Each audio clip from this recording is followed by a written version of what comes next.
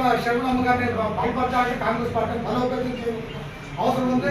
గతంలో కన్నా అప్పుడు ఇలా రాహుల్ గాంధీ గారు మొన్న స్టూడెంట్స్ విషయంలో 22 లక్షల మంది స్టూడెంట్స్ యొక్క ఎందుకంటే ఎగ్జామ్ రాశారు, నీట్ ఎగ్జామ్ వాళ్ళు ఎంత ఆవేదన ఏం జరిగిపోతుందో వాళ్ళు పాస్ అవ్వకపోతే ఏం చేసుకుంటారో సూసైడ్ సంఘటనలు కూడా చూసామంటే ఈ మోడీ ప్రభుత్వానికి ఈ స్టూడెంట్స్ మీద ఏ విధమైన ఉందో అసలు. ఎందుకంటే గతంలో మరి ఇలాంటి పేపర్ లీక్ అయినా ట్రైన్ యాక్సిడెంట్ అయినా ఏదైనా కన్సర్న్ మంత్రి రిజైన్ చేశారు.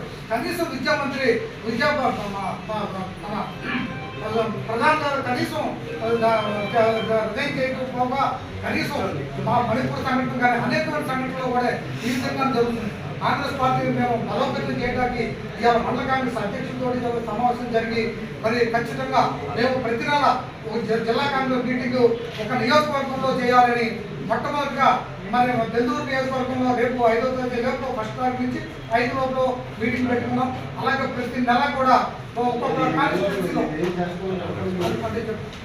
ప్రతి నియోజకవర్గంలో సమావేశం ఏర్పాటు చేస్తున్నాం. అదేవిధంగా ఇలా ఏదైతే మేము అనుకున్నామో మరి గ్రామ కమిటీలో ముందు కనీసం మండల కమిటీలో అందరినీ ఫిల్ చేసుకున్నాక అదేవిధంగా డివిజన్ కమిటీలు అన్ని ఫిల్ చేయడం ఒక ఈ నెలాఖరులో అన్ని ఫిల్ చేయడానికి అందరి అభిప్రాయాలు తీసుకున్నాం.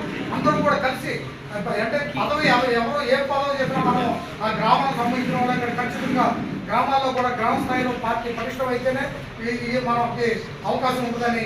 ఎందుకంటే గతంలో ఉన్న రాహుల్ గాంధీ నాయకత్వం కావాలని ప్రజలు కోరుకుంటున్నారు. కాబట్టి మేమందరం కూడా కాంగ్రెస్ పార్టీని బలపరచడానికి పెద్ద ఎత్తున వచ్చిన వాళ్ళందరికీ నమస్కారం చెప్తూ కాంగ్రెస్ పార్టీ కాంగ్రెస్ పార్టీ రాహుల్ గాంధీ నాయకత్వం రాహుల్ గాంధీ నాయకత్వం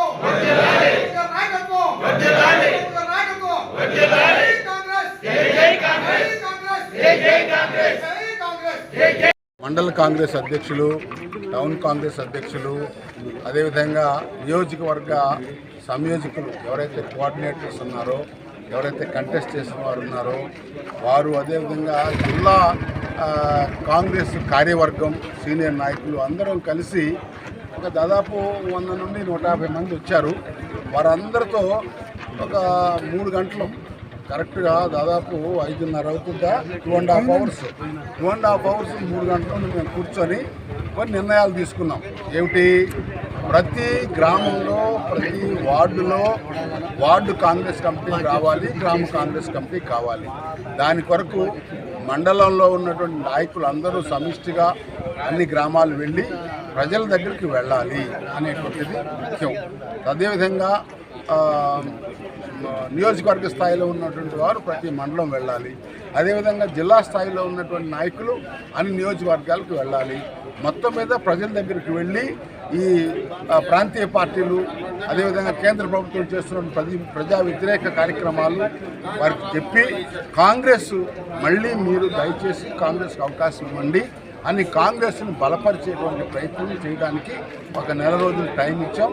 ఈ నెల రోజుల్లో అందరూ కష్టపడి సమయం ఇచ్చి మహిళలు ఎక్కువ మందిని కాంగ్రెస్ పార్టీలో జోడించాలి, యువకులకు ప్రాధాన్యత ఇవ్వాలి అని చెప్పి మేము అందరినీ కూడా అన్ని వర్గాల వారిని కాంగ్రెస్ పార్టీలో వచ్చేటట్టు చేసి వారి నాయకత్వాన్ని ఎక్కువ మనం ప్రాధాన్యత ఇవ్వాలని చెప్పి నిర్ణయించడం జరిగింది. Thank you. అంతేనా? Okay sir.